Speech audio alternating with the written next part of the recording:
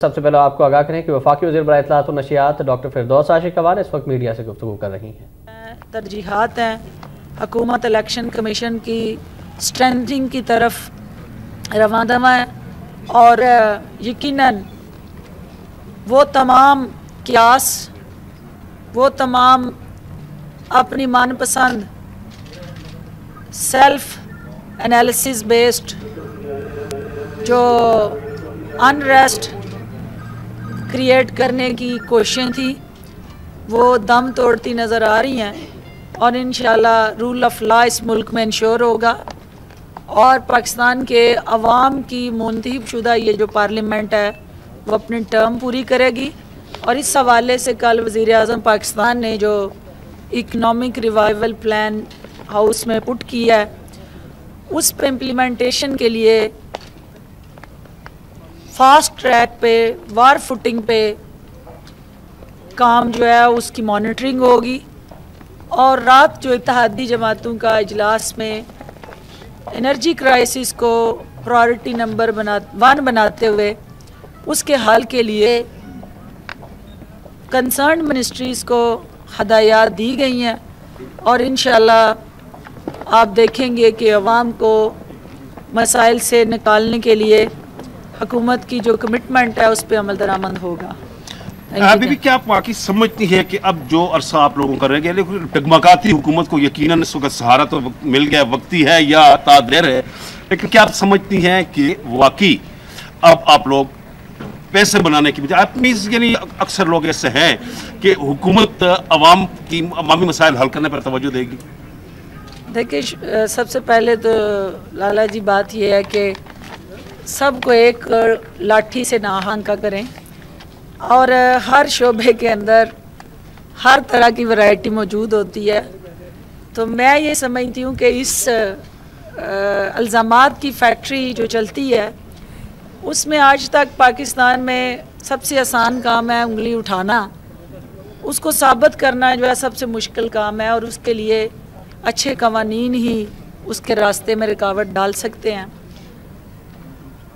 Corruption किसी एक शोबे या किसी एक ख़ास स्पेसिफिक सेगमेंट ऑफ सोसाइटी में नहीं है, हर शोबे के अंदर यकीनन ये मौजूद है और आप उसको करप्शन कहते हैं, हम उसको इंस्टीट्यूशनल वीकनेसेस कहते हैं। अगर इदारे मजबूत हो जाएंगे, अदारों के अंदर जो गैप्स हैं वो ख़त्म होंगे तो किसी को भी किसी शोबे के अंदर भी करप्शन के अंदर हाथ रंगने का मौका नहीं मिलेगा। दूसरी बात आपने कहा कि आर्जी सहारा, तो हम आर्जी सहारों पे ना आए थे ना आर्जी सहारों पे खड़े थे। चैलेंजेस डेमोक्रेसी को रहे हैं, वो इस हुकूमत के साथ नहीं जुड़े हुए, वो जब भी जमहूरियत आई चैलेंजेस उसके साथ ही चलते रहे। लेकिन ये आपका एजाज़ है कि इन तमाम चैलेंजेस के बावजूद आपकी मुंतखब हुकूमत के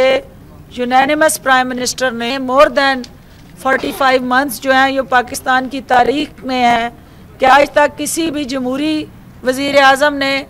इतना लॉन्गेस्ट टेन्योर पूरा नहीं किया। तो हमें यकीन है कि हुकूमत अपने इत्तेहादियों की मुशावरत और सपोर्ट से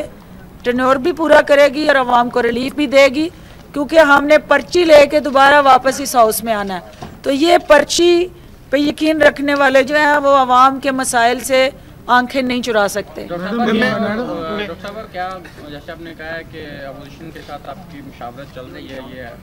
लेजिस्लेशन के हवाले से, तो क्या इस हवाले से भी कंसल्टेशन हो रही है कि कबल वक्त इलेक्शन करवा दिए जाएँ? क्योंकि आपकी कुछ इत्तेहादी जमातें भी अब ये चाहती हैं कि हुकूमत जो है वो बिफोर टाइम इलेक्शन अनाउंस करेंगे। देखिए, इलेक्शन करवाना इलेक्शन कमीशन का काम है और इलेक्शन कमीशन एक आज़ाद और फ़ाल इलेक्शन कमीशन जो है वही अवामी अमंगों के अक्कासी करते हुए उन ख्वाहिशात और उन ख्वाबों की ताबीर दे सकता है। हमारा काम है इलेक्शन कमीशन को स्ट्रेंथन करना, उस हवाले से जो लेजिस्लेशन है हम वो करें। वोटर लिस्टें जो हैं, ट्रांसपेरेंट वोटर लिस्टें जो हैं उनको इंश्योर करें और उसके बाद जो हुकूमत का, क्योंकि अभी तक तो आपका नादरा का जो सेटअप है जिसने वो वोटर लिस्टें देनी है, जब तक वो effectively according to their mandate जो उनको मिला है वो लिस्टें तैयार नहीं करता। वो क्या सराइयाँ तो हो सकती हैं बैठ के, लेकिन जिसकी बेस पे इलेक्शन होने हैं, जब वो लिस्ट ही नहीं आपके पास अवेलेबल, तो ये सिर्फ सियासी नारे की हद तक ये चीज़ें कहना और उस पर अमल दरामद करना दो मुख्तलिफ चीज़ें हैं। इलेक्शन अपने उसी मुकर्रर वक्त पे होंगे। अर्ली इलेक्शंस जो आप कह रहे हैं, वो जो सियासी जमातें और सियासी हुकूमतें होती हैं वो इलेक्शन से कभी नहीं घबराती, लेकिन अर्ली इलेक्शन मसाइल का हल नहीं है। मसाइल का हल है कि जो आपने हुकूमत जिसको मैंडेट दिया उसको टाइम पूरा करने दें और फिर वोट की ताकत से तब्दीली लाएं। अगर हुकूमत आवाम को रिलीफ नहीं देती तो उसको तब्दील करने का इख्तियार भी वोट के ज़रिए हो, और वो सिर्फ एक फाल इलेक्शन कमीशन ही करा सकता है, और हमें उसकी स्ट्रेंथनिंग की तरफ जाना है और ये तमाम सियासी जमातें मिलके उस हवाले से अहम किरदार अदा कर सकती हैं। मैडम जिस तरह मंसूर इजाज को जो है वो पाकिस्तानी वीज़ा दे दिया गया है, हुकूमत कितनी परेशान है उनके पाकिस्तान आने के वाले, और वो इसमें ऐड कर लें, वो ये कहते हैं कि ऐसे सबूत लेकर आएंगे कि सब दंग रह जाएंगे। देखें बात यह है कि उनका केस अदालत में है, अदालत ने उनको तलब किया है, आपकी पार्लियामेंट्री कमेटी ने उनको तलब किया है। अब वो जो भी जादूगरी और मदारी उन्होंने दिखानी है वो उनके सामने जब आके दिखाएंगे तो उसके हवाले से हमें लाए अमल हम तय करेंगे।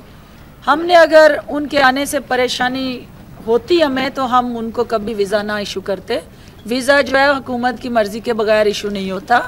और यकीनन हम ये चाहते हैं कि हक़ाइक़ अवाम के सामने आए, और इस हवाले से हमने उनको फैसिलिटेट किया। जी मैडम, जिस तरह लास्ट